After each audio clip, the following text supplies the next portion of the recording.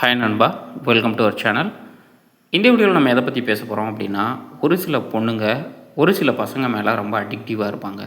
Even though அந்த பையன் பார்த்திங்க அப்படின்னா ப்ராப்பராக வேலைக்கு போக மாட்டான், குடிகாரனாக இருப்பான், இல்லாத ஹேபிட்ஸ் எல்லாமே இருக்கும். இருந்தாலும் எனக்கு அந்த பையன் தான் உலகம் அப்படின்னு சொல்லிட்டு ஒரு சில பொண்ணுங்க ஏன் இருக்காங்க, அதற்கான ரீசன் என்ன, ஏன் அந்த பையன் அந்த பொண்ணுக்கு ரொம்ப ஸ்பெஷலாக தெரிகிறான் அப்படிங்கிறத தான் இந்த வீடியோவில் நம்ம டீ கோட் பண்ண போகிறோம். அதுக்கு முன்னாடி நம்மளுடைய சேனலுக்கு நீங்கள் புதுசாக இருக்கீங்க அப்படின்னா மறக்காமல் சேனலை சப்ஸ்கிரைப் பண்ணிக்கோங்க. Number 1, emotionally available when she is in suffer. பொண்ணுங்களுக்கு அந்த பொண்ணுங்க பிரச்சனைகள் இருக்கும் பொழுது யார் எமோஷ்னலி அவைலபிளாக, அதாவது ஓகே நான் இருக்கேன் அப்படிங்கிற வார்த்தையை சொல்கிறதுக்கு ஒரு பையன் இருக்கான் அப்படின்னா அவனை ரொம்ப பிடிக்கும். ஈவன் தோ அவன் ரொம்ப பேட் பாயாக இருக்கலாம், இல்லை அவனுக்கு நிறைய பேட்ஸான ஹேபிட்ஸ் இருக்கலாம், நிறைய பொண்ணுங்களோட பழக்கவழக்கம் இருக்கலாம். That's not the matter here. நான் இருக்கேன், எதாக இருந்தாலும் பார்த்துக்குவோம் அப்படின்னு சொல்கிறான் அப்படின்னா அந்த பொண்ணு அந்த பையனுக்காக என்ன வேணாலும் பண்ணுவாங்க. இதனால தான் நிறைய பேர் பார்த்திங்க அப்படின்னா ப்ரோக்காக இருந்தாலும் அந்த பொண்ணுக்கு அந்த பையன் தான் உலகம் அப்படின்னு சொல்லிட்டு தொடர்ந்து அடிக்டடாக இருக்காங்க. Number 2, he accept her decision. நிறைய இடங்களில் பார்த்தீங்க அப்படின்னா அந்த பொண்ணோட டெசிஷனை அவன் அக்செப்ட் பண்ணுவான். அதுக்கு முக்கியமான ரீசன் என்ன அப்படின்னா, அவனுக்கு டெசிஷன் எடுக்க தெரியாமல் கிடையாது, அவனுக்கு தெரியும் நம்ம சொன்னாலும் அவன் கேட்க மாட்டான் அப்படின்னு. ஏன் அப்படின்னா அவன் வேலைக்கு போக மாட்டான், ஊரை சுற்றுவான். ஸோ அந்த கண்டிஷனில் அவளோட டெசிஷனை இவன் அப்போஸ் பண்ணணும் அப்படின்னு எந்த ஒரு திங்கிங்குமே இவனுக்கு வராது. இவனுக்கு தேவை அந்த பொண்ணுக்கிட்ட இருந்து ஏதோ பணமோ காசோ ஏதோ ஒரு விஷயமா இருக்கலாம். ஸோ அதுக்காகவே இவன் அப்போஸ் பண்ண மாட்டான். ஆனால் அந்த பொண்ணுக்கு அது ஒரு பெரிய குவாலிட்டியாக அந்த பொண்ணுக்கு தெரிய ஆரம்பிக்கும். Number 3, he to not available any time. ஏன் அப்படின்னா அவன் சரியான ஊர் சுற்றியாக இருப்பான், இல்லை வேறு ஒரு விஷயத்தில் அவனுக்கு ரொம்ப இன்ட்ரெஸ்ட் இருக்கும். இந்த பொண்ணு எப்போ கால் பண்ணாலும் நில்லு வரேன், நான் அங்கே போகிறேன் இங்கே போகிறேன், அது பண்ணுறேன் இது பண்ணுறேன். அதாவது அந்த பொண்ணை அவள் ஒரு ப்ரியாரிட்டியாகவே எடுத்துக்க மாட்டான். பட் அந்த பொண்ணுக்கு ஒரு பிரச்சனை அப்படின்னா உடனே நிற்பான். அது பார்த்திங்க அப்படின்னா ரொம்ப அட்ராக்டிவாக அந்த பொண்ணுக்கு தெரிய ஆரம்பிக்கும். ஆனால் நிறைய நல்ல பசங்க என்ன பண்ணுவானுங்க அப்படின்னா 24/7 அவைலபிளாக இருப்பானுங்க. அந்த பொண்ணுக்கு என்ன வேணும் வேணாம் அப்படிங்கிறத இவன் பார்த்து பண்ணுவான். ஸோ நீங்கள் டூ மச் ப்ரொடெக்டிவாக இருந்தீங்க அப்படின்னாவே பொண்ணுக்கு பிடிக்கவே பிடிக்காது. நீங்கள் ரொம்ப ஒரு நார்மலான மண்ணாக மாற ஆரம்பிப்பீங்க. பட் அவன் அப்படி இருக்க மாட்டான். ஏன்னா அவனுக்கு ஊர் சுற்றுறது தான் பிடிக்கும், ஊர் சுற்றிட்டு இருப்பான், எப்போயோ ஒரு வாட்டி தான் அவைலபிளாக இருப்பான். அந்த அவைலபிளாக இருக்கிற டைம் பார்த்தீங்க அப்படின்னா அந்த பொண்ணை நல்லா பார்த்துக்குவான். Number 3, he doesn't act.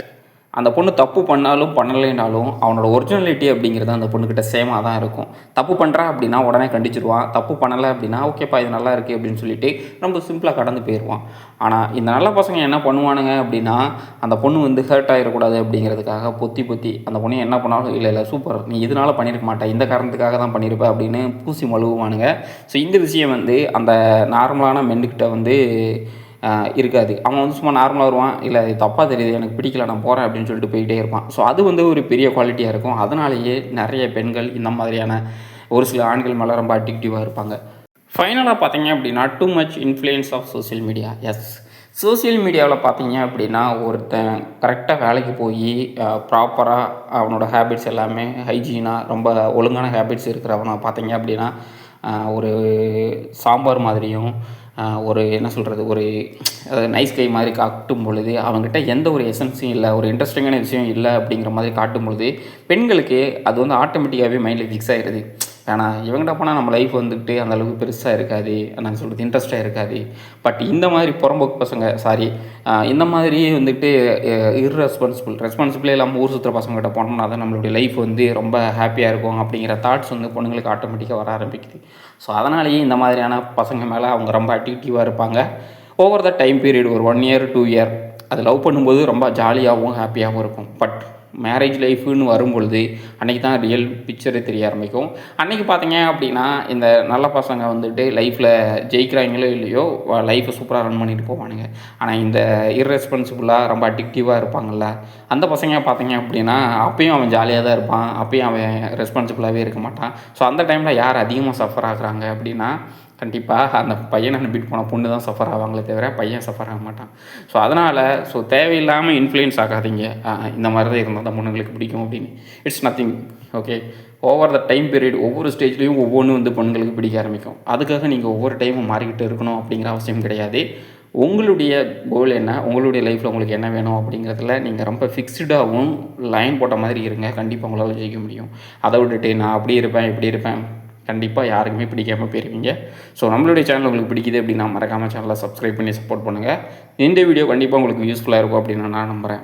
எப்பயுமே உங்களுடைய லைஃபோட ப்ரியாரிட்டியாக உங்களுடைய ஹாப்பினஸையும் உங்களுடைய லைஃபுக்கு உங்களுக்கு என்ன வேணும் அப்படிங்கிறதையும் மட்டுமே ஃபிக்ஸ் பண்ணுங்கள். பொண்ணுங்களை உங்களுடைய லைஃபோட ப்ரியாரிட்டியை வைக்காதீங்க. அப்படி வச்சவன் அவனுமே ஒழுங்காக வாழ்ந்த சரித்திரம் கிடையாது, கடைசியில் அழிஞ்சு தான் போயிருக்கானுங்க. ஸோ எப்பயுமே பொண்ணுங்க நம்மளோட லைஃபுக்கு தேவை. ஆனால் பொண்ணுங்க மட்டுமே நம்மளுடைய லைஃபுக்கு பெருசாக மாற்றிட மாட்டாங்க. உங்களுடைய லைஃபு, உங்களுடைய இன்ட்ரெஸ்ட், உங்களுடைய அந்த தாட்ஸ் தான் உங்களை ஹாப்பியாக வச்சுக்கும். உங்களை சுற்றி இருக்கிறவங்களையும் ஹாப்பியாக வச்சுக்க ட்ரை பண்ணும்.